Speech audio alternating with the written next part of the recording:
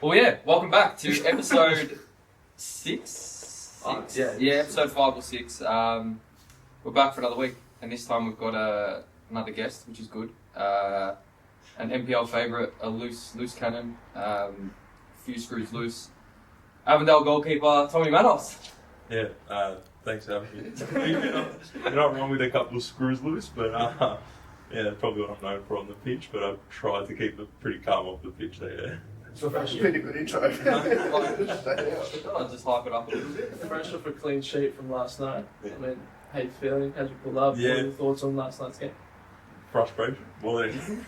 Should have been done within 45. But yeah, sometimes we like to do it the hard way.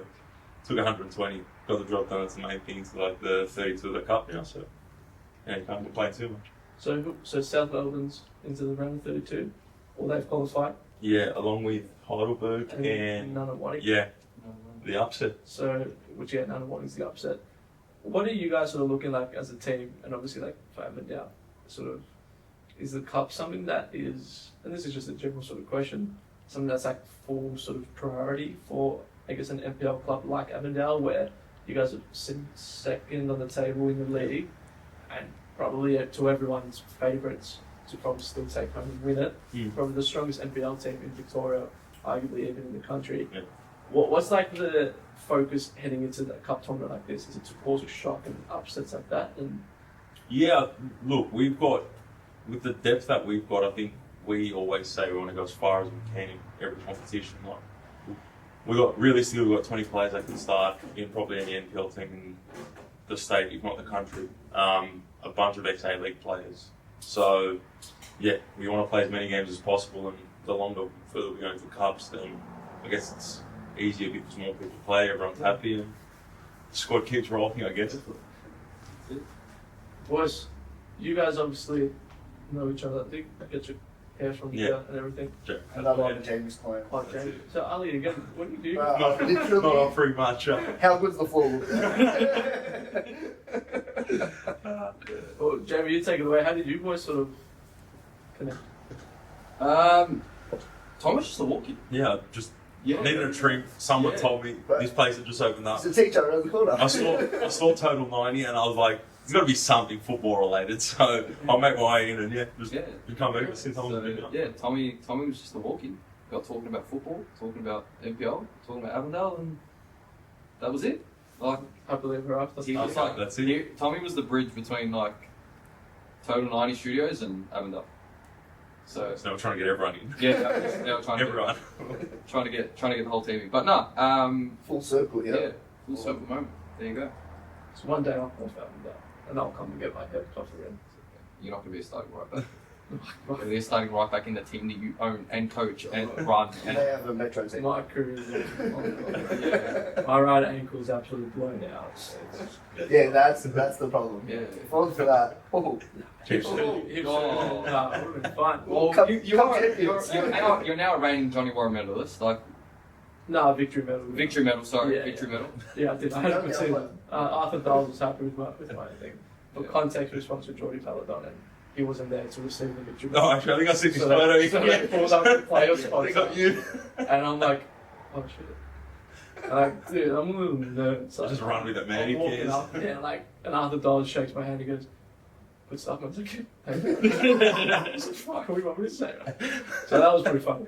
But anyway, we'll touch on a little bit about you before we sort of get into the NPL in general, and then we had Dylan Perez on last week, and he had some really good stuff to say, I guess, about the second division and how that would work. And so it's interesting coming from an A-League player and yourself now playing at Avondale too, maybe what different opinions both sides might have. So how are you finding your time at Avondale so far for this season? What's the general vibe like? Obviously Heidelberg are killing it. It's sort of not gone under the radar, but I think they're sort of overachieving it a lot better than what some might have had straight away. Yeah.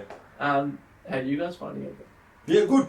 It's tough. I think it's a bit of a not a shock, I wouldn't say, but 7 games. I think it was 7 from 7. We're absolutely flying, and then you get hit with a couple of injuries and a couple of poor performances, and you find yourself behind in the league. But yeah, I mean, you don't win anything too early in the season. There's still plenty of games to go. But no, look, Heidelberg's a good side. You look at squad their players, some of their players are good in general, but some of them are just killing it this year, and they've kind of taken the team on their back. But yeah, I think from 1 through to 11, they're good quality, and I personally think it's going to go down to the final day of the season.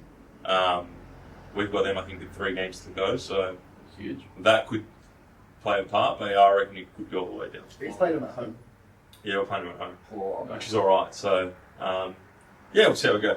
Still a lot of football to be played before then, so yeah, just. And for you personally this season, how do you find it? Are you sort of in the form that you want to be? I mean, playing in a team like that, some would say it's the goalkeeper's dream, but you obviously, you're the man behind. Goalkeeper's a nightmare. I hate it. I make one mistake, a couple of goals, everyone looks at me like I've never caught a ball in my life. Well, that's what I was going to lead to. I was looking at the standards, and I don't know why. I feel with lots goalkeepers, you have to be a bit special. Yeah, no, you are very, very special. Not a little I've bit. got my best mates as a keeper, and his dad still to this day just believes he made the transition when he was 10 years old because he was lazy and didn't want to run. So we'll stick by that. But he's a good keeper. But what the standards and expectations, obviously, when you've got players like Kurt who I work with, and I know what he's like at work, so I can imagine what he's like playing. Yeah. Where like he's the most kickback, like that. But then on the pitch, he's an absolute animal. Yeah. He's a freak. And then it comes back to you, and like you said, you just sort of made that. You drop one ball. Yeah. And it's, Yeah. Well, like yesterday's a perfect example. We had 21 shots, they had 3. yeah. And if one of those goes in, we look around and go, what just happened? Yeah. So, yeah, it's shit in that regard. Like, even, I think 2 weeks ago against Victory, we stole one late in like that 95th minute, and I reckon I had about 3 saves all game, copped 2 goals. And it's just, it's so frustrating, but you also have to be so aware, so on track at all times, because if not, you'll get found out, realistically. Like, we dominate the ball. Against Victory, you were in like more dangerous positions to concede a goal than for the goals that you conceded. Yeah, literally. Like, there was a couple chances they got on tight angles and stuff like that. We forced a block or a save, and then they score off 2 set pieces, which, as a keeper, does your head in. And, you always overanalyze things. I want to do this one, that. is set piece your skill like the scariest? Ah. Like certain angles. Yeah, because I'm a midget, man. Yeah, I'm a 6 foot goalkeeper who just literally, when the ball is put in the air, you hear someone go, just run at the keeper, and they just nail it. But like, you just got to be prepared for that mentally. But honestly, yeah, like, when you're in form and you're feeling comfortable, it's great. When you feel like you're struggling or you don't really have your timing right, you feel like every ball that gets whipped in is going to be a goal. So it's kind of just trying to take the positives, not look at the negatives too much. But yeah, set pieces are something that can be very frustrating. I think they had one in like the 120th minute yesterday. Yeah. And we've all just gone, I know in my head, I've just gone, we go. There's going to be something written there. So something's going to happen. Yeah, like it's just, unfortunately, it's just a lottery. And like I said, we dominate the ball, we dominate the game, but if you don't put teams to bed, you're only one shit mistake away from copping a goal. So especially a team like that. Yeah, especially and cup game as well, everything changes. Yeah, exactly. So, but yeah, like I think I've been in decent form. Main and I have been swapping. So he's been playing cup, I've been playing league. He played a league game on the weekend. So it's good to have that competition there because young kid, great keeper. Some of the saves he makes are outrageous. So yeah, like we're enjoying working with each other, and it's good. Kind of keeps us on our toes, and makes me play good, he play better. And how long have you been at Avondale now? It's my 3rd year. Yeah. So. What are your thoughts on sort of Avondale as a whole? Obviously, nicknamed the Avengers, and it's quite literal. No, it's good. I'm loving it. Like, I feel like I found a home there. I've openly told the club when my time's to go, just tell me, I'll pack it up, no problem. But until then, I'll be there. So, yeah, look, I'm loving it. Great coaching staff, great club in general. They look after their players. You know, they always make sure we're put first. There's no added involvement from the board and stuff like that, which is even better with a lot of the ethnic clubs you see that happen. But it's literally strictly football staff, football, and that group, you know, the board are just to deal with everything else. So it's good, loving it. It's crazy how that sounds. Like, oh wow, that's weird. Like it's supposed to be the normal, but it's not. Yeah. What about the boys sort of within the team now who's sort of been on your radar? You know, like Lucas Tavares, killing it, he's been on fire. Then you've got your usual sort of suspects. Who for you is someone that maybe surprised you in a good way? Not because you didn't think they were good, but someone that you've gone like, they're just killing it and they've got to keep going, and then maybe call you off guard a tiny bit. Like new signings or just in general? Sort of anyone within the team. Well, like you said, Luca's probably the number one. I remember we played against Gully last year at home, and he tore us to shreds. And we lost 1-0, and I remember looking at him going, fuck, he's a player. But I'd heard we wanted to sign him that season before, and for whatever reason it didn't happen, and we saw what he's done so far this season. He's absolutely killed it. But yeah, like we got so many good players. Yite, Joey, like I can go through the team. But I love my defensive players. I'm always going to put them first. For me, I always say Aiden Bryce is probably the best centre back in, if not the league, the country. He's just so smart, playing centre back, so good on the ball. I personally don't know how he hasn't gone to the A League, but I'm grateful because I get to play with him every week, and he makes me look good. Even better, so happy days. But yeah, I'm always going to be biased to defensive players, but we have so many good players. It's a joke. Yeah, it's and obviously last season you guys took it away. What was it like for you being an NPL champion? Describe that feeling a little bit. I'm not again. Was that your first one? No. So I won the league. Won the cup, the league, and the final in Sydney. A couple years ago now. I'm getting old, so the time creeps up on you. But yeah, first one here in Melbourne, which was good. So kind of that was always the aim when I moved down to win everything here. And I think the move to Avondale came at a perfect time. I spoke to Brycey at the time, and he was kind of a done deal at Avondale. And when I heard they were interested in me, it was like, well, it's a no-brainer to go with him. And yeah, we killed it. Broke records. I think we lost one game all season.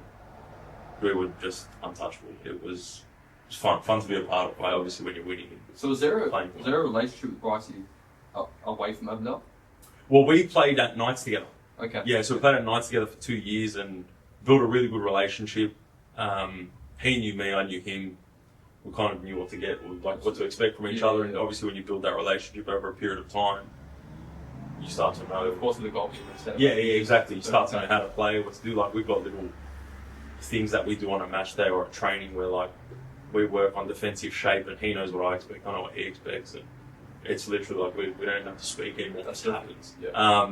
So yeah, we heard Avondale were interested in both of us. His deal was done before mine, and he told me that he was definitely going. And I literally said to him before that, if you go, I go. If you stay, I stay. And he made the decision, and a couple of days later, Avondale put something forward to me. So yeah, just all green light.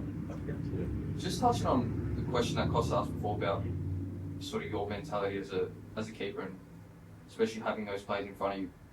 Obviously, you said those first 7 games were, Avondale flying. Mm-hmm. See Bryce and Reedy, both in the starting 11 then. What changes for you? Because obviously you've built that relationship, especially like touch on Brycey, like you built that relationship. Yeah. You know what he wants, he knows what you want. When he goes down injured and he's out for a period of time, does your mentality sort of change a little bit because now you've got obviously Kamara in front of you, and your back four was changing. Yeah. So many times over a couple of games, like does it change a lot? So when I first signed at Avondale, I spoke to Zoki about certain things that I've worked with Brycey over the 2 years, for example, that we worked together, and he liked them. So we started to put that through the whole team. No. So the whole back four knew this is how we want to defend, this is how we want to do things, this is how it's going to benefit us. So when Clues played, Brycey and Clue were a massive partnership the last 2 years because Reedy unfortunately had been injured. So he knew what to expect. The only thing that then killed us was we're playing Dan, who's a natural left back. Exactly. He's a central midfielder. He's not a centre back. You know what I mean? So positionally, he was getting caught out, and it's not on him, obviously. It's just having to adjust. So those first couple games, we were getting caught out quite a bit, just in terms of shape and players being out of position, and then other players tried to then cover. And just it wasn't really working for us well. But once we kind of got our shape right, and I realised that I probably have to coach him just a little bit more because his natural tendency is just to drift wider as a left back. Until we kind of got that down packed, and obviously we saw a period of games where we were struggling and conceding goals for fun. But yeah, like I said, after about 3 weeks, that was kind of sorted, and we worked our way through, and it's been way better since. And then even with that, bro, it's a massive credit to Zoc, and especially to the squad as well, because even when key players like that go down, you still manage to find a win. Yeah. Well, I think last year again we had a game where we had 10 first-team players on the pitch. The rest were all on 23 players as well. And we ended up winning 5-1, 5-0. But it's just, credit to them because honestly, like, you see the way they've worked. They've had a similar team for, since Zoc's been, I think it's been 18. Yeah. Not much has changed. They play the same. So everyone that comes in knows this is how we play, this is how we do it. The young kids that training does obviously know the standards that are set. And we've had two young, I think they're both 20 years old, playing centre back for us recently. One played most of last season. And they've both been killing it. So That you can see it sort of filters through the whole club. It's not just the men's. Yeah. Like, see, me and I was coaching against the women's in BPL, and you see that standard set. Well, you see that's like for me, like as soon as you walk in to Avondale Park, you feel that standard. Like this feels like a professional club. Yeah. Everything from the pitch to the way everything's run on game days, it's like so you can see that level of mentality that filters through. But it's a full credit. It's a massive credit to the club because you can see their ambition of where they want to be, and not just you've got some clubs that solely focus on their men's or they solely focus on their women's, whereas Avondale is like no, we're bringing the whole club up as one. Yeah, and it's really starting to show, especially this season. They literally give you everything to win. This is what we say. Like, there's no excuse for poor performances. There, like, most of us have been around, a decent amount of clubs to know that. Well, you're given it like Avondale, you're not given in many other places across. Does that put the pressure gauge a bit higher to perform or to? Yes and no. Like I feel like you bring in players that want to be successful. Like that's just the culture you set, right? It doesn't really add pressure because there's never really any pressure from, the board or anything like that. You've got to do this, you've got to do that. It's just we know the standards that we've set, and you've got to live up to them. If you don't, you're going to hear about it. You're definitely hearing about it. But it's literally just the standards been set, the club gives you everything. But when you have a poor performance, the board isn't coming in and ripping your head off and telling you how bad you are. They're very much about to just move on next week, let's go again. They're really understanding with that. But like I said, they kind of give you everything that you need to be successful. So you've really got no excuse. There you go. Well, it's good to see you treated like a proper football player. Yeah.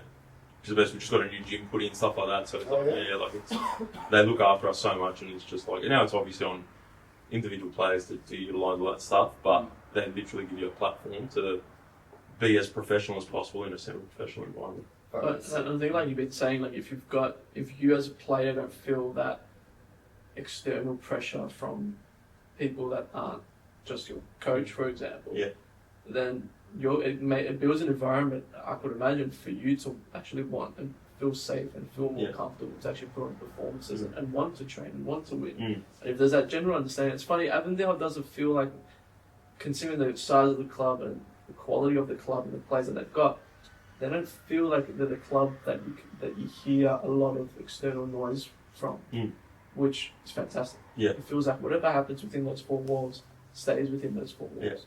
I think like what Jamie was saying is a great point. Within it trickles through to their women's team, probably goes through to like those younger boys that are training with you guys, but they're not playing seniors every week. That for me is what builds a super strong club, where you hear a lot from Heidelberg, just everywhere else, and you hear Melbourne Knights and everything else. Not to throw clubs and names sort of under the bus, but you feel like you hear a lot of noise, and then they finish fifth. Or they finish sixth. Whereas it feels like Avondale is so comfortable and consistent in their approach, where it's the genuine saying of do the talking on the pitch. And that's what it feels like. Well, like we were speaking about this, I think maybe last year or after we won the league the year before. I think we were back to finish 6th or 7th that year. They struggled the year before. To be fair, the club was getting hammered for signing players like myself, Brycey, and at the time it was Xander Guy and Gavin Denise, all from clubs that finished outside the 6. That, they were saying that these players really have ambition, or, are they good enough to play at a high level? And Zoc was adamant from day one, we are going to win the league with the players I've brought in and the squad we've assembled, right? And I don't care what noise is coming or who thinks that we don't have the players for it. I'm telling you, we'll take the league by surprise. We ended up obviously winning it and going on to do great things, but... Who was that? Andy Postacoglu? We remember, I don't know who it was someone shared something, whether it was Football Victoria or a reporter for Football Victoria, coming out with pre-season ratings and who they thought and how they think that they're going to go. And Avondale finished I think 6th or 7th the year before, and they've gone haven't really bolstered the squad. To go and absolutely smash the league. Yeah, so I think it was when we read back that back, we were all kind of laughing, going, who would have thought? Celebrations would have been sick. No, it was good, but I guess it's the thing is like again, Zoc coaching staff, they know good players when they see them. Like the amount of times they've brought in players from teams that are below the 6 or whatever. And, well, I think that's sort of another sort of thing. It's like you don't need to go and get your superstars that are already made as your superstars. Like, look at someone that obviously comes to mind. He's still young, but he's obviously got the insane talent. But if you feel like, because he, like you said, he was at Gullies and there was that Paul Melvin before that. If this coaching, the coaching staff have that faith to bring in players that aren't already playing at the first and second teams at that time, like you were saying, bring them in and you almost build a super team of the good players that you can then make great. Yeah. And that's sort of what it sounds like. That's definitely, because it's, again, hey, most of the time now leagues, how are you going to entice someone from a team that's in the top 6 to come to another team in the top 6? You're going to overspend, right, for the most part, right, or they're going to want to leave for whatever reason. So most of the time, like, there's so many good players that are floating around the league that are in teams that are just struggling, that you can just pick up and they will be all-stars for you in a squad like ours, even a squad like Heidelberg's. Look at Dandy Thunder, like, we played very well against them yesterday, but when we played away, that's a tough place to go and play. They beat us and it was just end to end. It was, like, we came off the pitch after the game and it was like, you know what, if that's 2 teams in the top 4, then we're in for a great season. Because that Thunder game was the team that knocked you off your winning streak. They ended the winning streak. And then, but it was just like, there's not many games where I'll come off after losing and go, fuck, that was a great game, but I came off the pitch and I've gone, you know what, fair play. We both took it to each other. They scored 2, we scored 1. It is what it is. Just you move on. So What's sort of your motivation? And it can sound super obvious, but I feel like unless you're in it, then you know. You obviously mentioned coming off the season you guys had last year. What sort of gets said at the start of this season? Is it, let's go do back to back? Like you can easily say like, let's go do it again. Let's go do it better. Yeah. But it's super hard to get better and do better than what you guys did last year. It was like last year we actually finished 2nd. No, it was the year before, 23, that we won it. Look, you do get that hangover. Like, if you look at the way we started season last year, I know I wasn't in great. I think I caught 6 goals in my first, or 7 goals in my first 3 games. And I was like, how do you go from winning the league the year before? I think I kept 13 clean sheets that season. So then you move into the new season and you've caught 7 goals in 3 games. Something that can actually catch a ball in. Did you have like fire in the UFC at that point? Look, again, full credit to coach staff. Zoc brought me in. He's gone, look, I don't know what's going on. I don't see you're the same player. And I think I didn't have the best preseason in terms of I didn't feel fit enough, didn't feel strong enough, didn't feel like I did enough over that preseason. We had to change the keeper coaches, different philosophies. And the new keeper coach that came in had more of a, like, I want to get you ready for round 15. I'm not going to get you ready for round 1 because we've got a long season.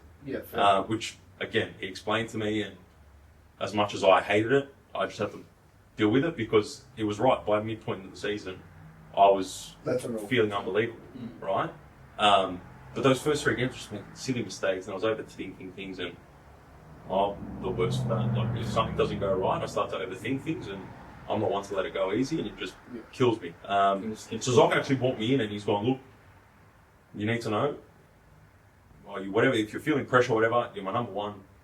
There's no doubting that. There's no hiding behind that. You are my starter.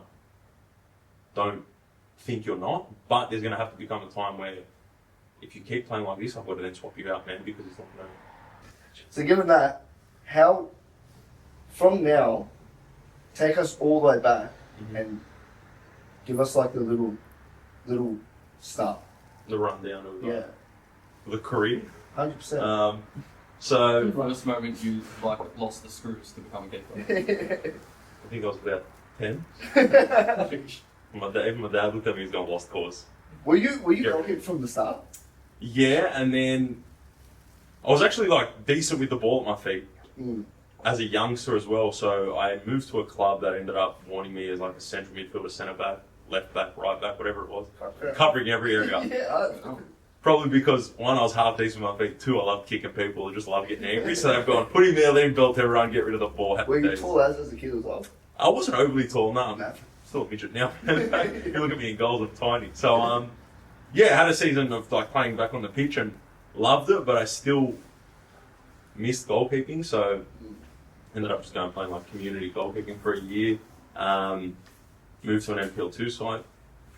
Started off pretty shaky, to be fair, as a youngster. And Yeah. What was the club? The Spirit FC. They're currently, I think, third in NPL Sydney now, so they've slowly climbed their way up. Got a really good manager, to be fair, he's been there for years. So yeah, they're Sydney You're third. original New South Wales. Yeah. And then moved to Manly United in NPL1, spent 3 years there. Then signed at the Wanderers as like a youngster, like as a youth player. So playing in the youth team there at 16. Like early Wanderers. Yeah. So like they used to have the National Youth League. Mm. So it wasn't like they didn't have a team in the NPL. Yeah. You just obviously travelled along with the A-League side and played whoever it was in the youth league. So did that, went out the following season, or at the end of the season, went out on loan to an NPL2 side. Mm. First grade, was fortunate enough where like I signed there that week, the keeper gets sent off. And then like I had a great game on my debut, but still like 17 at the time, and then just cop a hell. No. Ball gets whipped in off a free kick, low. I've gone to like scoop it, and I've seen someone slide in, so I've gone to take an extra step to like get in front of him, and the ball just gone straight through the legs. Went in the back stick, lost 1-0. Oh. And then on the way to training, I think it was like 2 days later, the coach calls me and I was like, well, I could be in the sack. Yeah. One game in, see you later. And he was a young coach. Oh, I love him. Like, honestly, to this day, I'll say, like, one of the greatest people I've met. He just called me and gone, look, you're unbelievable. I don't care about the mistake. I'm starting you again this weekend. I'm going, fair enough. Fuck, 17. Again, 1-0 loss.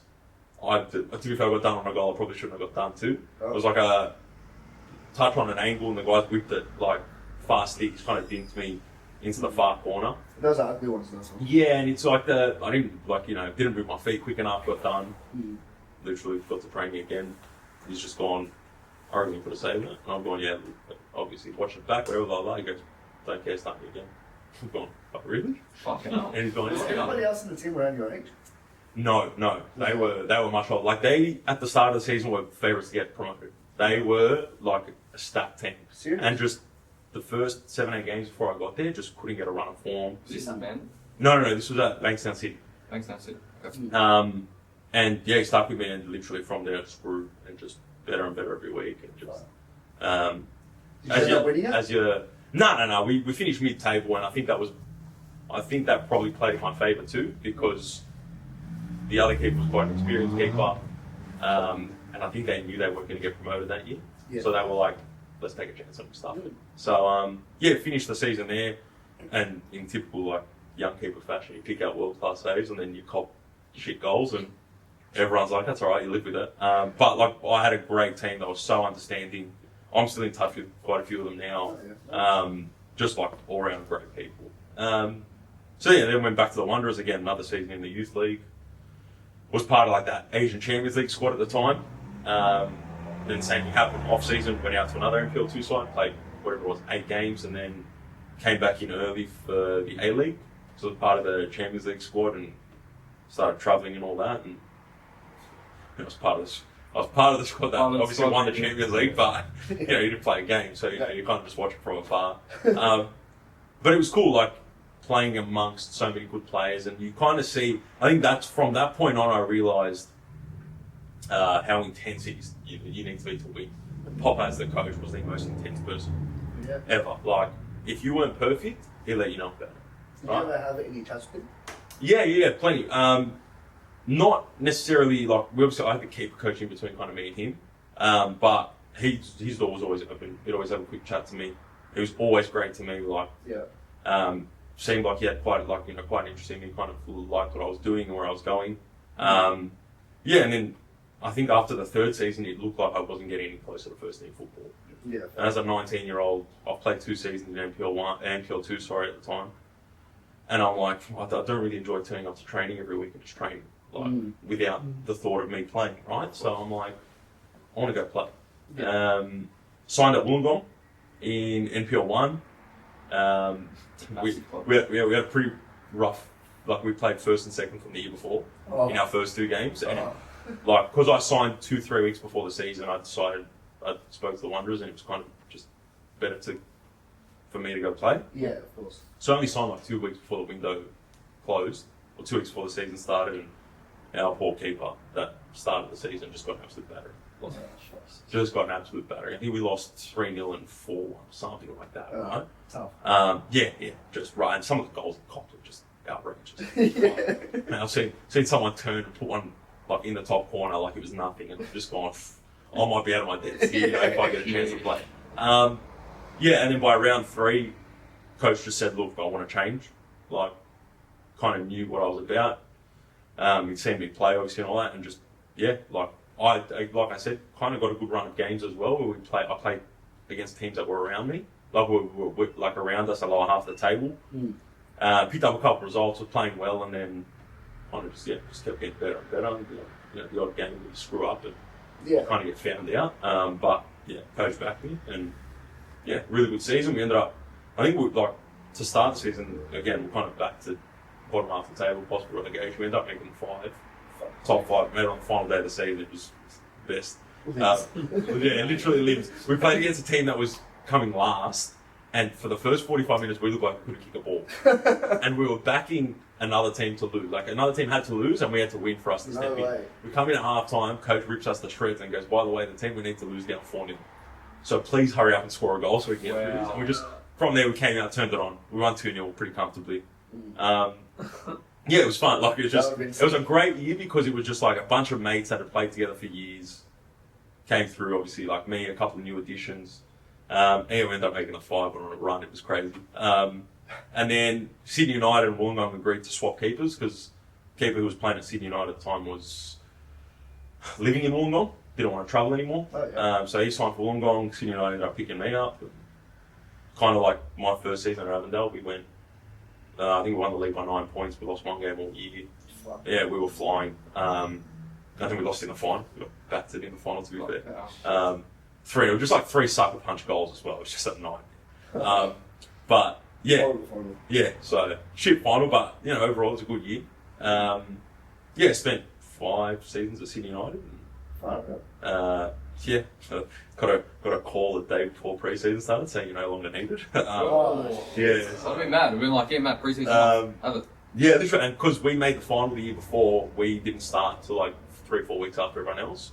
So yeah, like look, self-inflicted maybe as well, like part of like, you know, being that hothead ethic, you know, this and that. Like Fuck me, that's Sydney United's. Yeah, I've got exactly. Ethics, like, I know. But their history doesn't really show fucking angels, does it? Yeah, I know. So yeah, like it was shit in that regard because you'd been there for 5 years, you'd won it all. You literally, the reason they signed you, and I remember clear as day speaking to the club president before I signed. I said, look, whatever you're going to spend on me, I'm worth every bit of it, and I promise you I'll win you everything. All right? Remember that clear as day, and he goes, you, as a young, again, 20 years old at the time, like, who the fuck am I? You respect like that at 20. No, I was like real arrogant. Like, in terms of like, I backed myself, you know what I mean? No, it's good arrogant. And he goes, you can't really say that. And I go, well, I'll prove it to you, man. I don't give a shit. And yeah, we won the league and the cup in my first season there. And we ended up winning the final in my last season there. I didn't end up playing the back end of the season because I started getting a bit too... Get too crazy? Yeah, you know, some words were exchanged where they probably shouldn't have been, and I ended up getting dropped for it. But that's alright, like it's... Yeah, and then I was told that, yeah, I'm wanted. So great, I had like 3-4 other clubs in Sydney asking what was going on. Yeah, and the day before pre-season, so I literally got a call just saying, yeah, no one needed, thanks mate.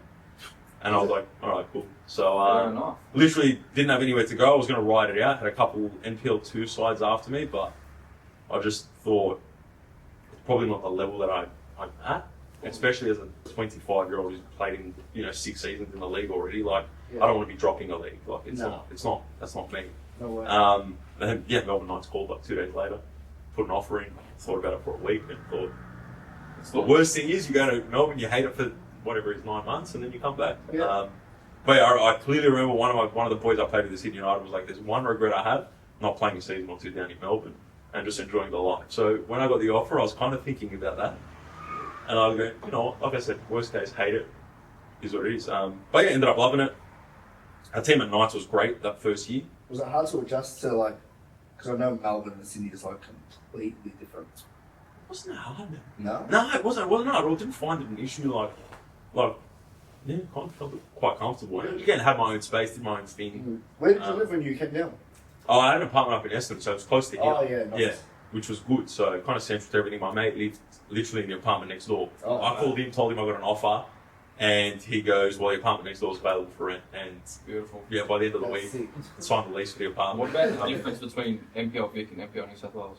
It was a lot more physical here. Yeah. That was probably the biggest difference that I noticed, but In terms of quality, kind of same. yeah, like I do think there was more of an emphasis on playing football in Sydney, but now having been in the league and seeing it evolve, like you're looking at, like, for example, Piddick at Port Melbourne and now at Thunder, he's a pure football coach. Like, they bob the ball around for 90 minutes, not a second thought, you know what I mean? Obviously, Avondale's up there, Heidelberg now's the same, Oakley's been doing it for years. So there's so many teams now that prioritise playing football. So you've seen that shift where I personally think now it's the best NPL league. Well, I still watch games from Sydney.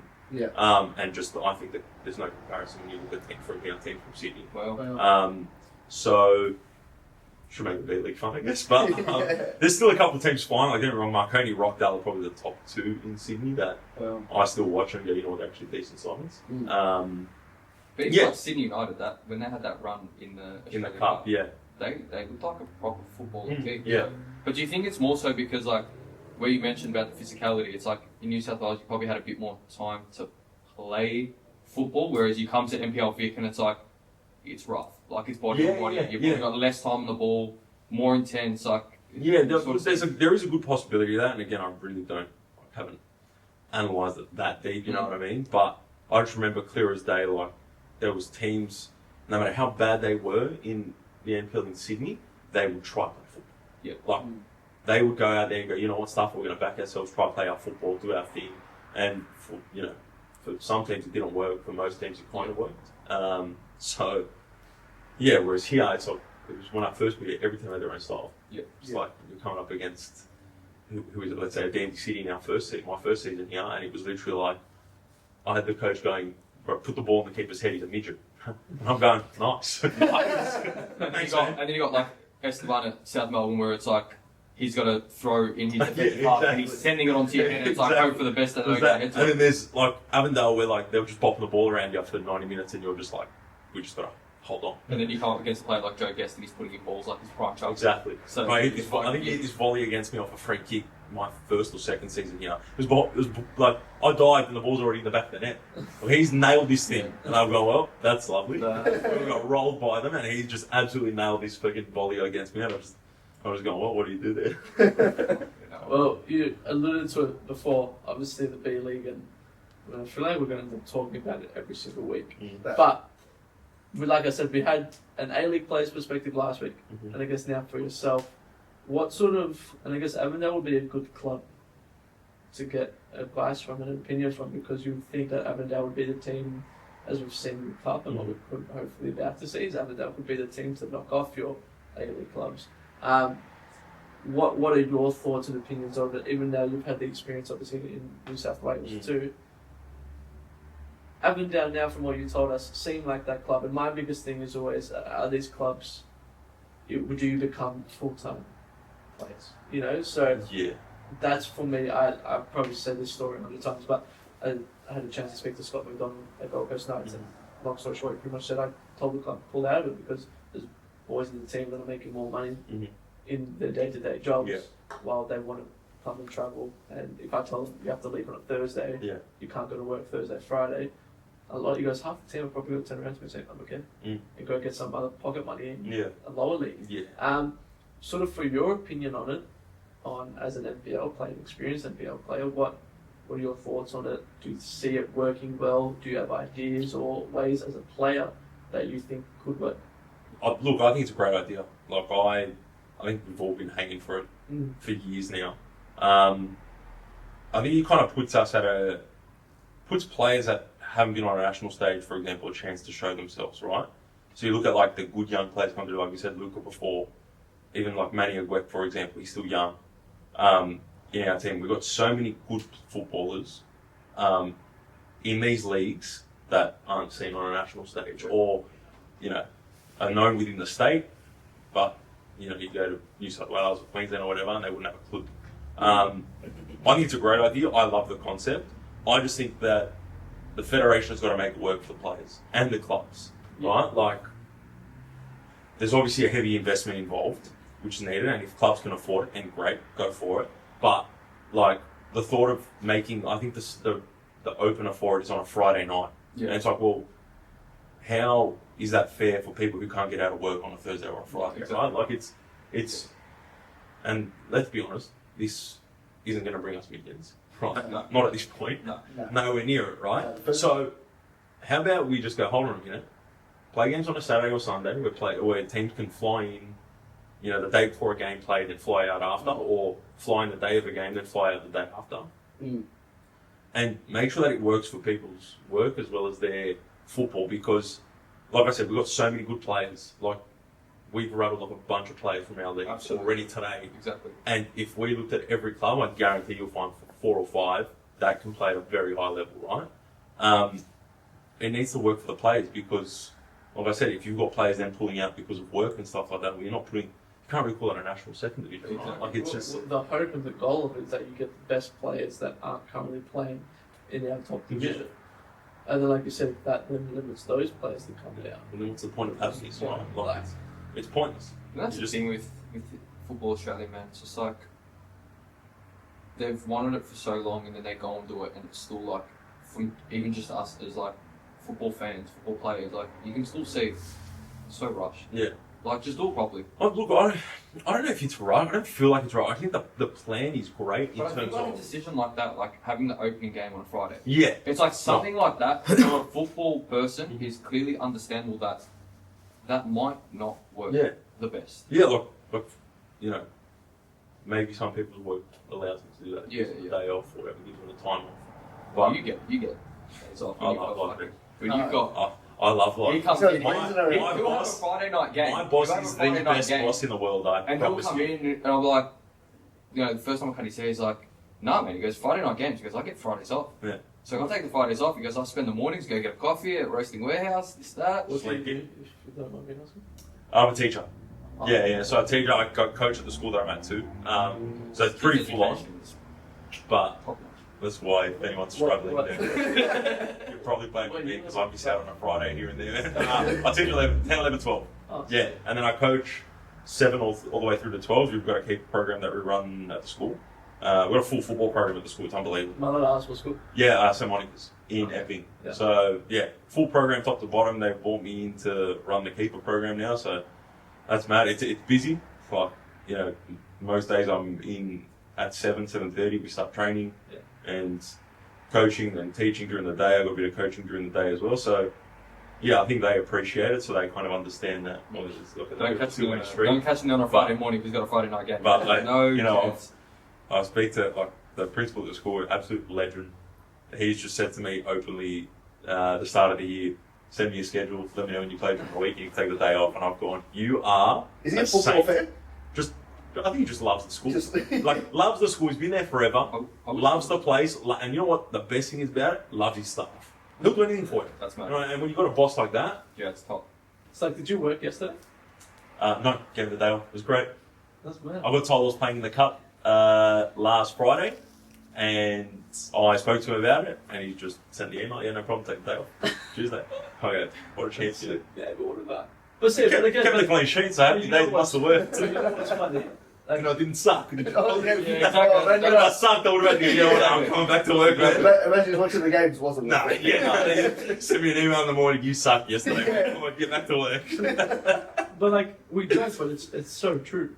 I can't speak for yourself, but I know for me, if I'm in that environment, like that, when I'm at work, I'll put everything I can on the Yeah. line for you. Yeah, and I think that's what, like, you just see, like, the whole like staff that's there.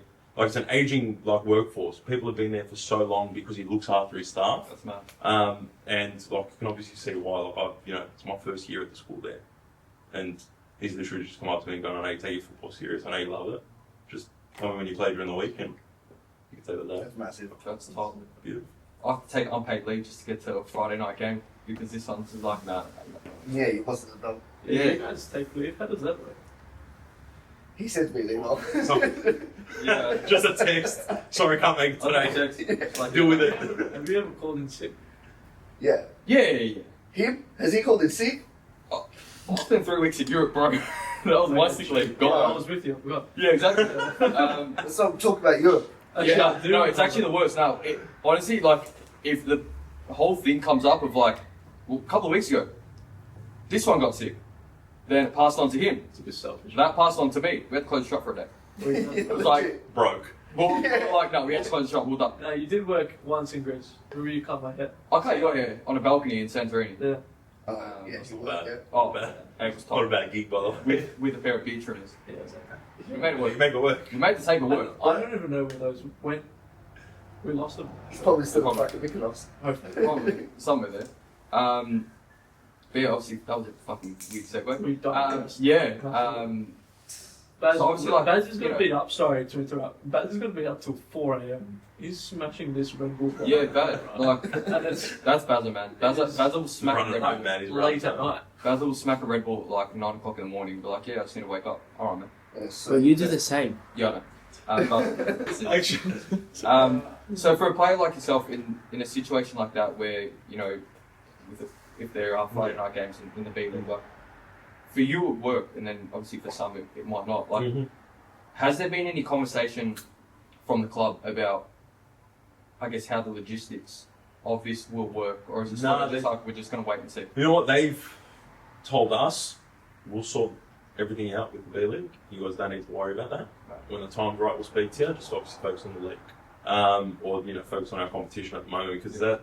Again, up until maybe a month ago, we didn't even know if we was going ahead. Yeah, Realistically, exactly. we got sent a schedule, or we got they released a schedule online about a month ago saying this is what's going to happen. And it's still not 100%. No, I said I am not believing a thing until kickoff is done and I'm on the pitch. If not, then forget it. I just can't back it. Sort of on that, how much of this sort of gets spoken within the boys and I guess within the other boys across the league? Like, do we as outsiders make this whole thing seem a lot like crazier and bigger and dissect a lot more than maybe what the actual players do? Yeah, like honestly, I can't remember speaking about it once Yeah. within the change room. Like we've had the odd one going, oh yeah, we got barely back into the year. But in terms of like from players' point of view, club's point of view, we literally haven't been told a thing. We don't speak about it. We're again solely focused on the league, and I think we're all kind of at that point where it's like, well, we've heard it's going ahead for the last 4 years, so until it actually goes ahead. So there's just like a tour on the pitch until kickoff happens. Yeah, exactly. And until we get given proper plans going, look, this is how it's going to go. But again, I think, in fairness, I think Avondale's ready for it. Like, we've got a good crop of young players that if some of us older players have to pull out, then, they'll be in a pretty good position to go on and Do you compete. think we get the same sort of mentality as the Australia Cup? In terms of... Like going into it, do you feel like it's sort of going to be like that? Like it's just going to be another version of Doherty Cup? Look, It shouldn't be. I don't think so, but purely because we've needed, especially at NPL level, like we've needed this for a long time. Right? You can't tell me it's like, there's a national Premier League, but it's segregated into every state, and no one amongst any other state plays against each other. You're claiming this to be a national competition, Exactly. but it's not, right? So now that they've got this, I know like years ago, the team that won the league went out in a knockout competition against teams who won the league in every other state. Yeah. Right? So we went into that when I was at Sydney United and we won it, but there was just nothing about it. There was no hype around it. There was no news about it. Like we didn't even know we were in it until after we won the league. We got told, oh yeah, by the way, there's another competition you guys have got to play, which is knockout, blah blah blah, and it's like, yeah, cool, but there was literally nothing.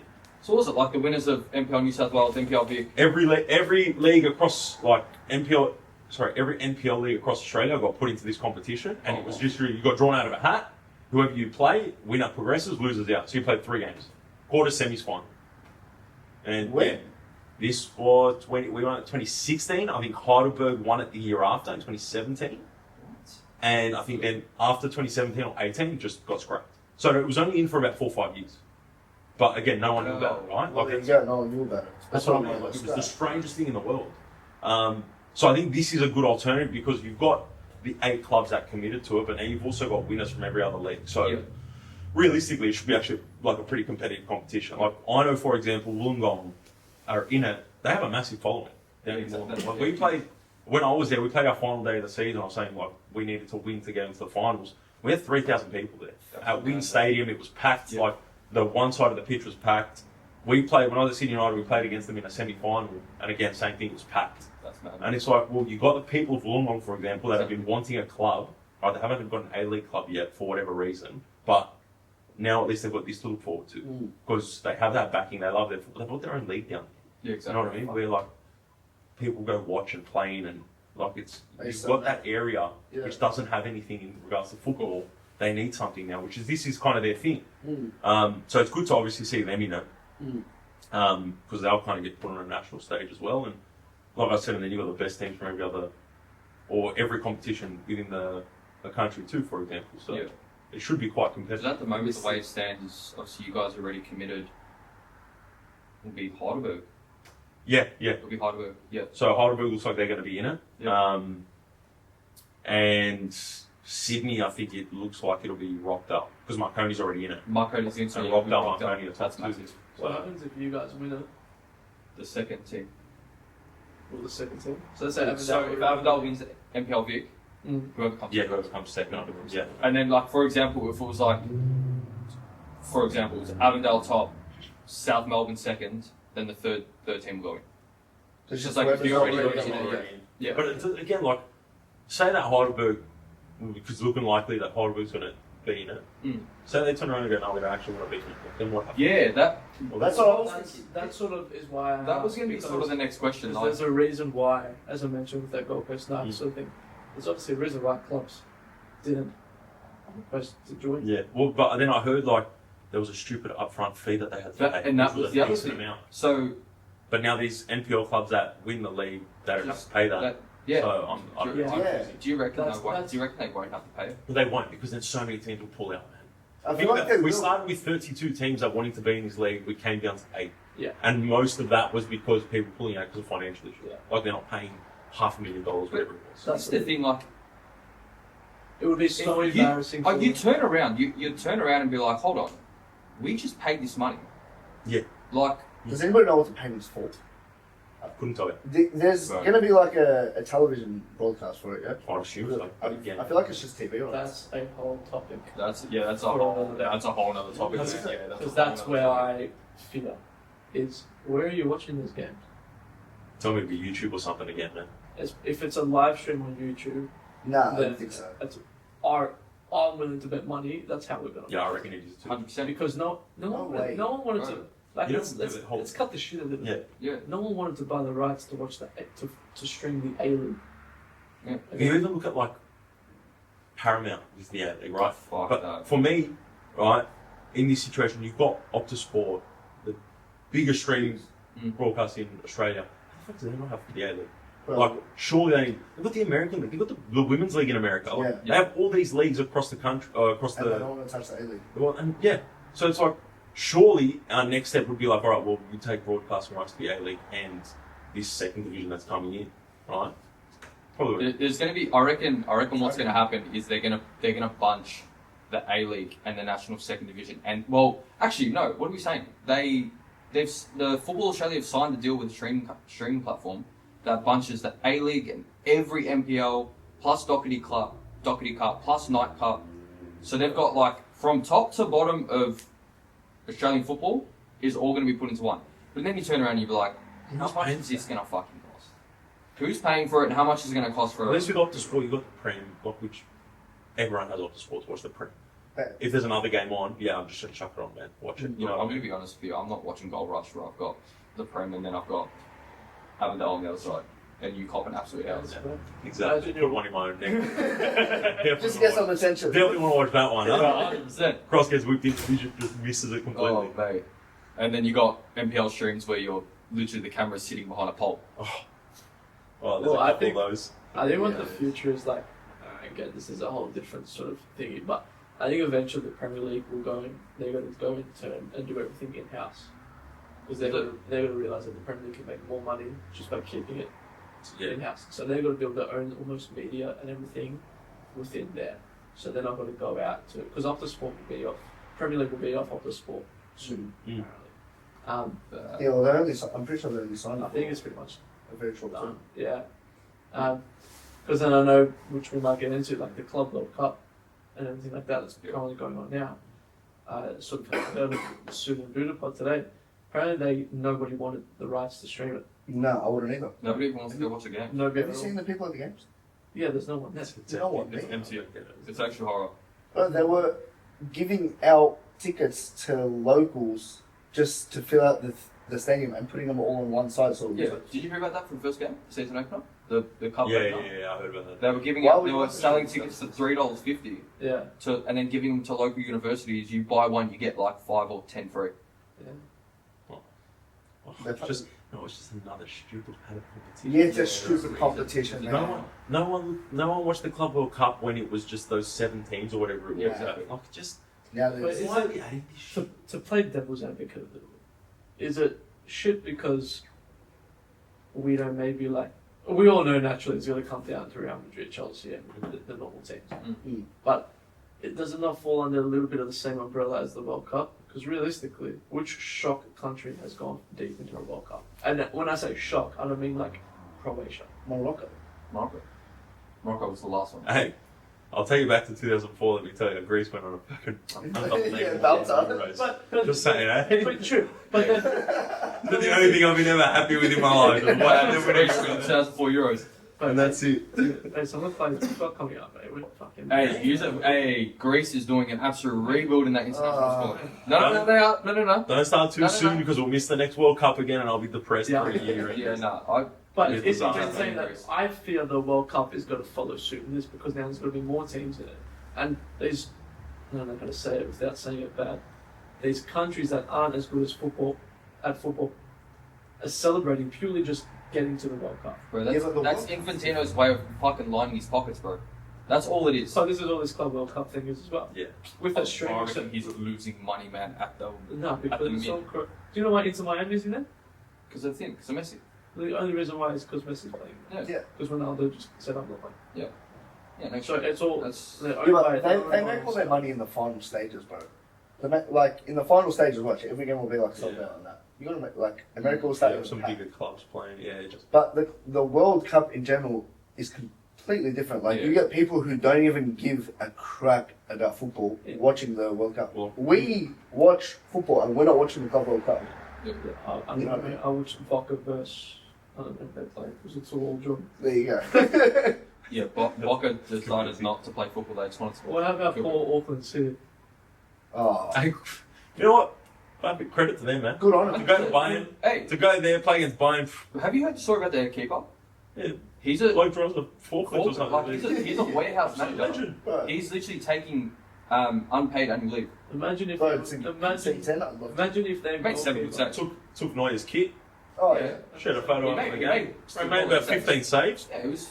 That story is just as good as being an NPL goalkeeper and having you need to teach at a school when you get days off. When you play. And then you get abused when you lose as well. Or you cop a stinker. And it wasn't even Harry Kane. Nah, you cop a stinker and you walk to school on Monday going, hey, what happened? Nothing. Shut up. No, don't talk about And they've got Boca and the FIFA in their group as well. it.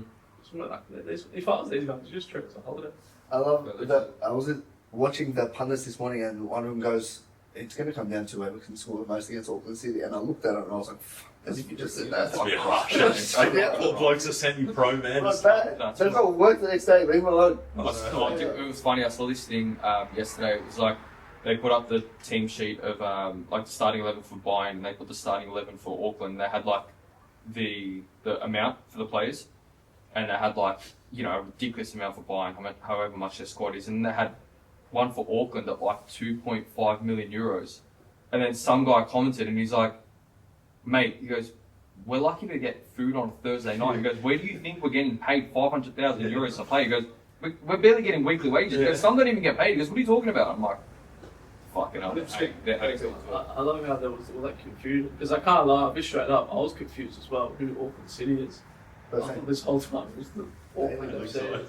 Well, I found out yesterday that New Zealand have their own separate league. Same. Oh, No idea they were. I thought you stopped clicking and just put your hand up. It doesn't make sense to me how New Zealand have their own separate league, but we've got two New Zealand teams. It's because they won the Oceania Champions League, whatever it is. Whatever it's called that. This is all news to me. Yeah, so that's why. And because we got out of it, obviously Australia got out. Yeah. It's like, imagine if Victory were to play in the Oceania Champions League. You were keen. Get us in there. If it gets to the Club World Cup, get us in there. So speaking of teams who are trying to compete against bigger clubs, what are your thoughts on NPL clubs taking on A-League opposition? Is there that much of a gap? Because according to our good friend, I love this controversial topic. Dylan Perez, he reckons that He's a nowhere near it. he's nowhere near it. The gap's too big. Yeah, and when I tell you he said they're nowhere near it, this is exactly how he said it. He goes, don't even try and tell me that the NPL is close to the A-League. He goes, they're nowhere near it. What's I love your this take on topic. I love this topic. All right, I will openly say, hand on heart, you give us a Perth, Brisbane, who are Newcastle, struggling now. a Newcastle, Yes, a Newcastle, a Central Coast, Central Coast, a MacArthur. possibly MacArthur. MacArthur's got a decent squad to be. Let's go. Okay, Wait, let's go. wait. Everyone but Victory, City, Sydney, Western Sydney, And West United. and West United are good as well. So it's pretty I'm much... going to go those top four. It's pretty... And, Wait, but before we start, to be fair to Dylan, he did say give them the bottom half and they can take on the bottom half. Yeah, which He is did what, say that. which is what we just said. yeah, literally. I will openly say, give us any one of those teams that finish in the bottom half in the FA Cup, or in the Oz Cup, whatever it is. I hope this doesn't get clipped that we get them or we get rolled. Yeah. It's because some A-League Good luck. Instagram admins are going to have a fucking ball of time with this. 100%. But I genuinely believe we'll compete. We'll 100%. compete. I think we have a good chance of winning. But I think if you put our squad in a professional environment where all they do is football, we will compete in the A-League. That's No the issue. difference. Right? Now, the difference, in my opinion, between us and the A-League is good foreigners. Look at Sydney FC, they got that Joe Lolly, they got Douglas Costa. Like, absolute balls. They had that, the striker, what's his name again? Clement? Was he? No. Yeah, the young Aussie guy. No, the international. Foreigner. International. It's Sydney. It's like that's a 2017. I might as well just fucking really Del Piero as well. Del Clamara. Clamara. Yeah, Clamara. I thought he was Yeah, great, but yeah. you look at so many of these like foreigners that they bring in, they're top quality. Now have Sion. Sound Cuba, what a player, by the way. But what another. Yeah, awesome. It's alright, we keep each other sane, so Yeah, exactly. we balance each other out, which is good. Yeah, no, I think that's the biggest difference. If you put 4 top quality foreigners in our Avondale side, Yeah. Do you think I agree. teams, and you might know, so feel free to say no, will teams go out, like will you guys go out and sign someone or players for the B-League competition? no, I don't think it's. I don't No. believe we will. I think that Do you expect other teams to maybe go out and try and find players? look, possibly, but the only way that I see like us signing someone is if it's a player from one of our leagues that we want him. Poor bloke. If we want him for next season, and he's off contract now, so we'll take him. We'll get him in for the B League, and then we'll use him next season anyway. But Fucking they pulled him out of the mountains and fucking cooks all that kind of. poor bloke, man, he got stitched up. You got fucking But ruined. yeah, like in terms of us being the A League, I don't think the jump is that big. I have seen a lot of players who have played in our leagues. I've played with a lot of players that have played in our leagues, especially young ones who've gone into the A League and done very well for themselves, and they struggle at everything. Right? And whether that's because they have to balance work and football, whether that's because they were still young or whatever, that is irrelevant. When you put someone like a good quality footballer in a good environment, they're going to naturally become much better. Right? So, like I say, if you put us again, I'm pretty sure Heidelberg's in 4 days a week, right? So Yeah. they're as close to being professional as possible, Exactly. and you see how good they are, right? And They are still, great, They're still putting like work as well. and they're still that.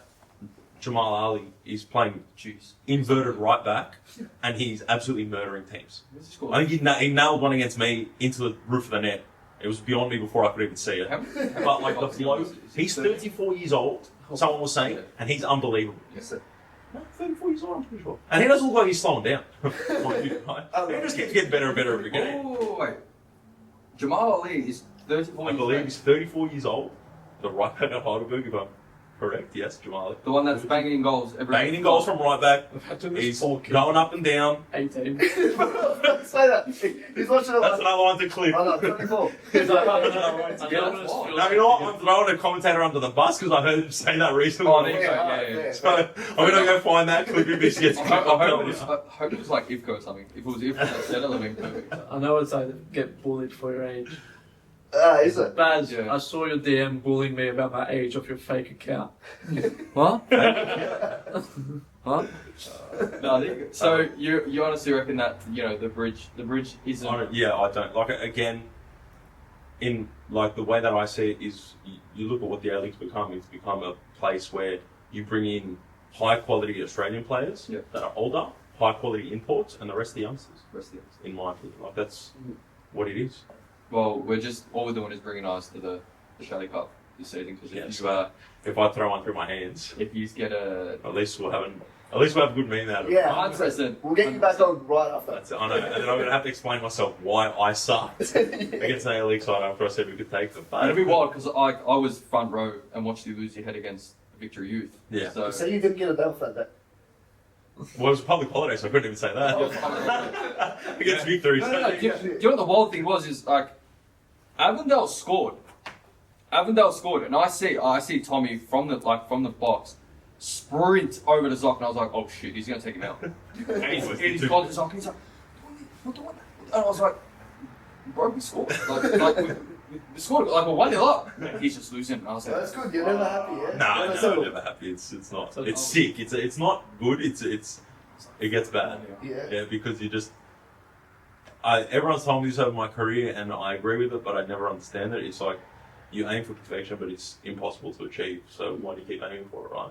It's like Well, I guess that's one what of you those things. Like, that's where you want to be. That's what you want to do. Is when again, And that's again. quotes like that. yeah. yeah, 100%. Look, I've said it from day one. I am only playing to win things. I'm not playing to pass the time, to make money, whatever it is. Like, I'm only playing to win things. Yeah. So if myself, other players aren't putting their best foot forward, then I'm going to hear about it. The more I'll hear about it, you know, I'll just yell at myself. So it's like one of those ones, right? So yeah, like in my opinion, you play to win.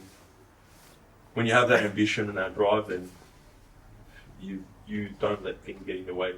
Obviously, winning what you want and achieving what you want. And like I said, we've got a squad to do that. We've got a team to do that. Nothing's ever, well, not that nothing's ever good enough, but Yeah. there's always something. You There's never want to always become more. complacent. always something you can do better at, and it's evident. I think we got rinsed the other day because I think we made the same mistake for a couple of games in a row, and it's like rightfully so. Like, we can't keep saying we understand it, and then we do the same thing next week. You know what I mean? It just doesn't. It's like you Doesn't show get into these waves in games where, your back four are solid, your midfield three are running amok, and then you've got your front three are doing the same, and it's like shot after shot after shot after shot, and I think like it gets to this point where it's like, oh, we're killing them, but we're still 0-0. Yeah. It's like, no, let's just keep doing it. It's like, Well, you look at the victory game, for example. We're 2-0 up after 70 minutes and just in absolute cruise control. Yeah. And because we had so many chances, we just keep throwing bodies forward, Yeah. and we get done the other way, and we don't adjust. And for as good as we are, I think that also lets us down at times Absolutely. in terms of we sometimes forget that we have to manage the game. Yeah. We sometimes forget that, hey, we're 2-0 up, the result's done. We're so good defensively that we shouldn't concede a chance. Yeah. But because we're so expansive, and we don't sometimes take the hints when teams get on top of us a little bit, or teams start to get their chances, then we kind of in start. that game, that was a full credit to Bozza. Bozza coming off the I bench know. and scoring his first brace for himself, victory, and then it's wild because then imagine if like the script was flipped. We saw what Victory just done to Oakland. Yeah, yeah. Like they've come out and decided to win a game. I think they scored 3 goals in the first 15 or whatever it was, yeah. I think it was like 22 minutes or something, Yeah. like 3-0 up against Oakley, and it's like at home to like, at Oakley's ground. So, it just goes to show that teams like that can't be sort of. No, they can't. And You even look at that first half. I think there was one shot from an angle that I made. I thought I was really happy with the save, but then they scuffed 2 other pretty good chances. Yeah, you know what I mean? And well, it's Thomas the guy slipped. had that chance to win the game. He's taken a heavy. Oh yeah, charge, exactly. It slipped ended up and- straight in my hands. Yeah. There was one before, early in the game, we got played through 1v1 and slipped as he went to hit the ball. Yeah.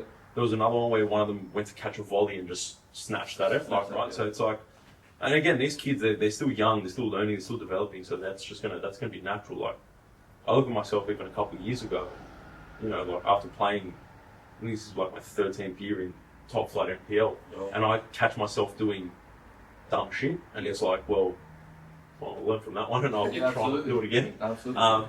But it's like, you can't expect these kids to be perfect. I spoke to the Victory keeper coach after the game, and I was like, we make it hard for ourselves, and he goes, yeah, trust me, I know it. And I was like, but that's the consequence you pay when you've got a young squad like that. That's football. And then on the flip side, you look at the NPL in Sydney, and I think the Wanderers and Sydney FC are both top flight, and they're cemented in there. They're quite comfortable. I think Sydney FC won 6-0 the other day. Yeah. Some youngsters scored 5. And mind you, there was some quality finishers in there too. So they've started to cement themselves, which is good. And we've seen those young kids that Kucharski got a gear keepers. I remember when he first broke onto the scene in the NPL. Yeah. He was murdering teams single-handedly. Him and Segacic, both just killing teams in the NPL. And you knew. When you saw them doing that in the NPL, you go, yeah, these guys are going to play. So they've done well. Do it. Alright, so Tommy, before you go, the Premier League fixtures have just come out. You're, by the sounds of it, I'm an Arsenal fan, I'm sorry. Unfortunately. I'm a Man United fan, so I can... Don't say so. Yeah, we I'll say sorry for you all. Yeah, thank you. So we'll run through quickly, just from what we see. We're going to predict the future, like we've got any idea what we're talking about. Early doors. But, early doors, we can, Baz, once you finish, we can continue. I'm being bastard. So United's first 6. We're at home to Arsenal, away to Fulham, home to Burnley, away to some blue team. What? Some other blue team. I don't know. There's Manchester City. that one. Sorry, my bad. Was that the joke? Home to the fucking the lads from South London and Chelsea. But the sounds things you're sitting 10th right now. Away to Brentford, home to Sunderland, away to Liverpool, and home to Brighton. I don't know. You're 16th. I'm gonna be super honest. You could have like that meme. Easy top 3. Yeah. 16! I'm gonna be so honest. You could. I didn't listen and pay attention. I'm sorry to any of the teams you just rattled out because you could have said anyone, and I'm just like, fuck, whatever happens on the day happens. Because we could go and beat City, 100%, but we'll get pumped 4-0 to Burnley. This is what's crazy about your team. You wanna know what's most likely to happen out of all that? You lose them all but beat City. But we'll beat City. That's the type of team. That's the game I'm most confident. Yeah. 100%. Well, you haven't lost them in the last 4 times you've faced them. Every other one. You've lost heaps of them. Oh, you know what? 13th of September, Kirkes can get his fucking wish that he wants I mean, when he's what's on. Churchill, was that? Turkey. Kirkes. fuck you, mix that up.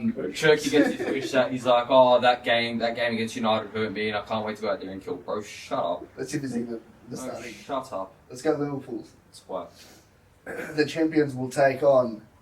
Bro, with an opener, Bournemouth at home. Friday. Why would you do that? Bro, Bournemouth at 5 It's the a.m. Jordan Ibe Cup.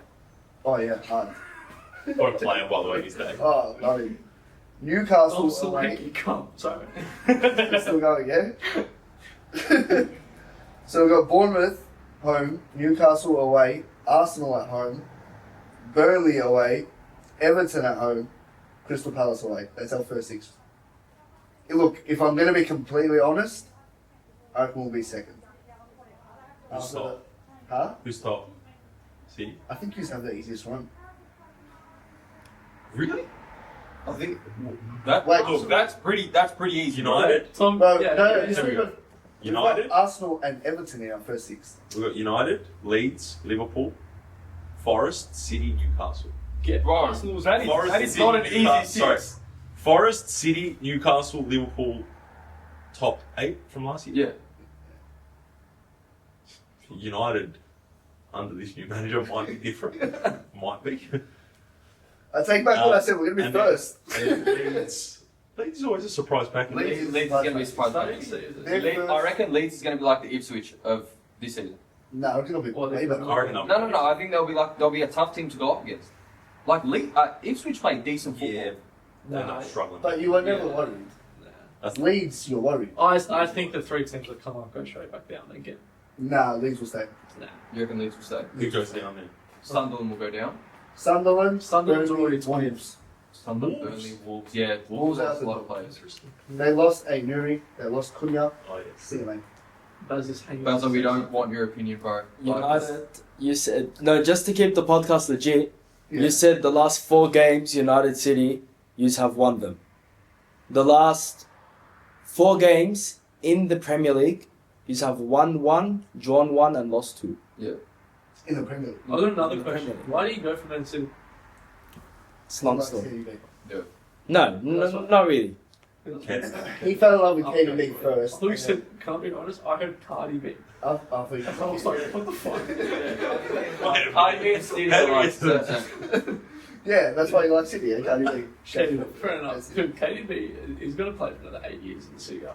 Yeah, easy. He just extended his life. KDB and McTominay are going to win the Serie A. Oh my God, that's wild. Hey, Manchester Legends, yeah. With Lukaku up top. So that's us for the Where that's do us you- for the Prem. Where do you see United after the first 6 rounds? Speaking of their lives. 12. That's my genuine bit. 12? Honestly, 12 reasonable. I'm gonna say Maybe. I'm gonna say a realistic probably like 12. I'm gonna say a hopeful like top 8, like a 6. A hopeful, like a real hopeful. You, Six. Arsenal? You haven't made any signings yet. Arsenal? You're just the exact No. same team. Arsenal are the ones, and with love, I hope you finish 0-6. So if I'm Arsenal, I'm fuming with that start. Because that's.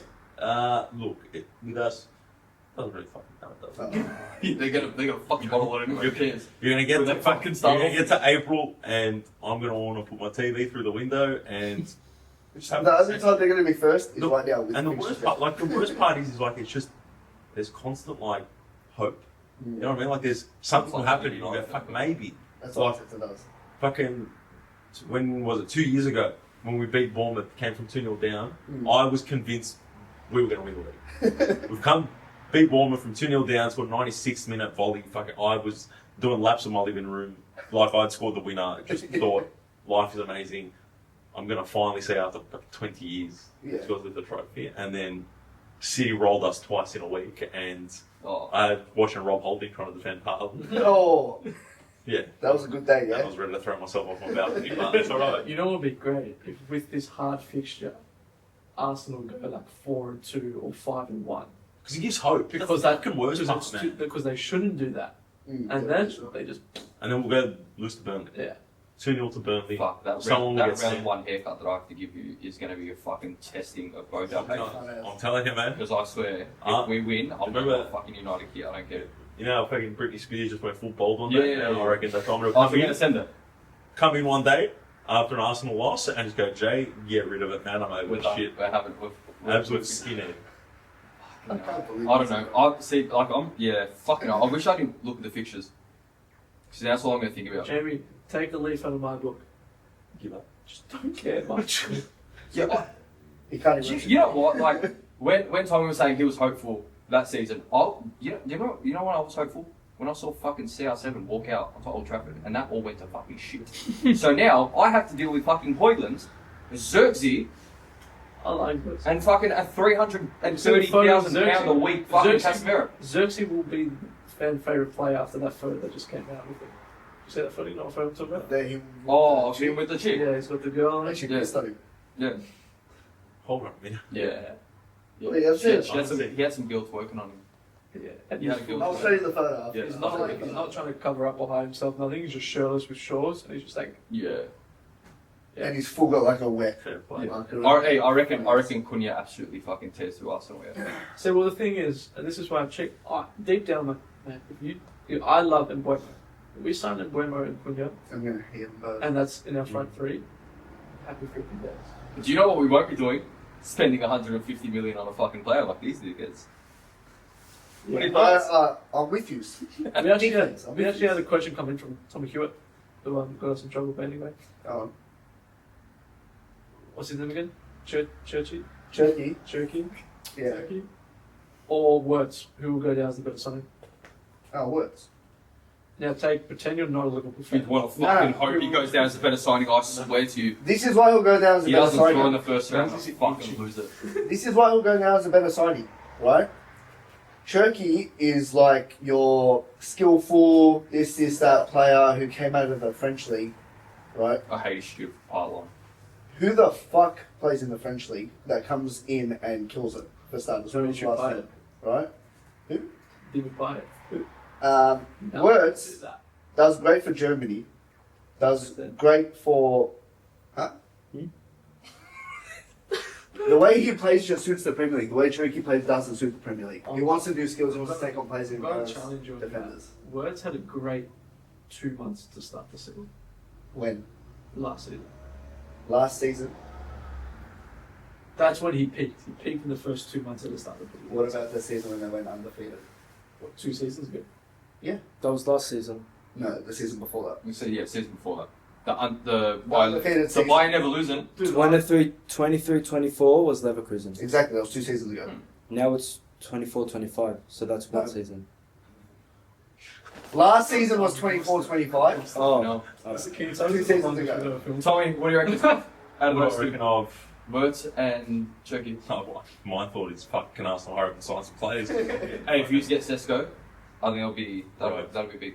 Yeah, but Nah. Honestly, just get. I don't know, man. Can you just get a but player then I'd that plays rather the we nine? bring in one of them, and Kai Havertz is still going to be a starter. Which, don't get me wrong, I like Kai Havertz. Is he going to win you a league? No. Fuck no. So, Neither is Arteta with his fucking white ball. well, Here we go. man, fucking look. Again, it's a shit one because you love what he's doing. You love how close he's gotten you, but someone goes to me the other day. Maybe he's just not the manager that wins it. Like maybe he's like a Brendan Rodgers Yeah. when he came in. Took Liverpool so close, but just could never do it. Maybe that's Arteta, but then my thought is, look at so many teams that part ways with their managers end up so much. Is this his last season? You reckon with a chance? I don't think so. The club. I don't think so either. I don't think so because I genuinely reckon the club will back him, and it will take something detrimental for them to part ways with him. What are your expectations this year? And I know we're joking, whatever, but genuine as an Arsenal fan, what do you think your expectations should be for this year? Don't be delusional, be realistic. Because Well, I mean, your expectations should be to win the league, league. finally, right? To finally win the league, that should be it. But again, we've been. Would you rather the Premier League or the Champions League? It's always a shit question because yeah, I hate that question. you'll do one, but then you'll be known as not doing the other type thing. You know what I mean? I think a second place finish in the Prem for Arsenal and then a Champions League win would be like. Yeah, but you're also like Arsenal making it to the Champions League semi-final. As much as I think they deserved it, they kind of did get lucky. Yeah. You played an out-of-form Real Madrid team. In fairness, and I try to say this with as little bias as possible, I think we battered PSG, right, in a lot of moments in that semi-final, but you saw the quality difference. Yeah. When that Kvaratskhelia was free in January, I was praying that Arsenal would go sign him, and he signed for PSG, and not single-handedly wins the Champions League, but played a massive part. Yeah. We played PSG without him in the early stages of the Champions League, we went 2-0 comfortably. Yeah. And then And you he- see the way he he didn't fucking. say Well, you lost against the team that won it, yeah? Yeah, Exactly. it's either way, but it's just. Even in saying that, Kvaratskhelia didn't really do much in the final either. No, he didn't. He was really lucky. He fucking scored. tore Arsenal for the Huh? fucking He scored. those 2 Everybody legs. scored. Yeah, everybody it was. They scored 5. But other than that, he wasn't as explosive as he was in the previous game. So I would like for Arsenal to finally win the Premier League, so I can properly celebrated, because the last time I saw them with the Premier League was when I was about 8 years old, and I'd say this, and I'll probably say this till the day I die, I love but also hate Thierry Henry very much, because I fell in love with him as an Arsenal footballer, and now he's just caused me about 20 years of pain. Yeah. But that's what we do. So there's your Arsenal expectation. What about Avondale? Win the league. Win the league? Win the league. It's going to be tough. I think this will be the toughest run-in we've had. I think we won it in 23. I think last year, I feel like we deserved to win it, but I also then look back at games where we shot ourselves in the foot. Yeah. And again, you got to be most consistent. And I think the only game we lost to a team in the top 6 was our semi-final, and Oakley absolutely slapped us. Like boys v men, you could tell that it was a lot of the boys in our team. It was their first semi-final. You could tell that day. We got battered. Just we didn't look like ourselves. So yeah, the aim is win the league, and I think it'll go down to the last day of the season. Let's hope not. And whoever's better takes it, really. And if it's us or Heidelberg, then you know. We were saying, Zoc said the other day, you know what? We love the challenge. That's it. Heidelberg I'd won love Friday. to see a Johnny A versus Sock final. Yeah, That would be mental. But yeah, it was Heidelberg won on the Friday. We couldn't win on the Saturday to jump them again. So it's the challenge that keeps on coming out. So you know, if we're not good enough to stay at that level, or they're not good enough to stay at that level, it is what it is. You know what I mean? Whoever wins it deserves it at this point. Well, On that note, I reckon wrap it up. let's wrap it up. Tommy, thank you for joining us. I reckon it would be great to get you on again. I feel like there's plenty to talk about, hopefully maybe deeper into the season when the season... Pop a howler in the Oz Cup Lose. and everyone is losing at me, but hopefully not. Hopefully not. A-League team. That's it. But, boys, who have you got this week? Colder. Friday night. Colder or warmer?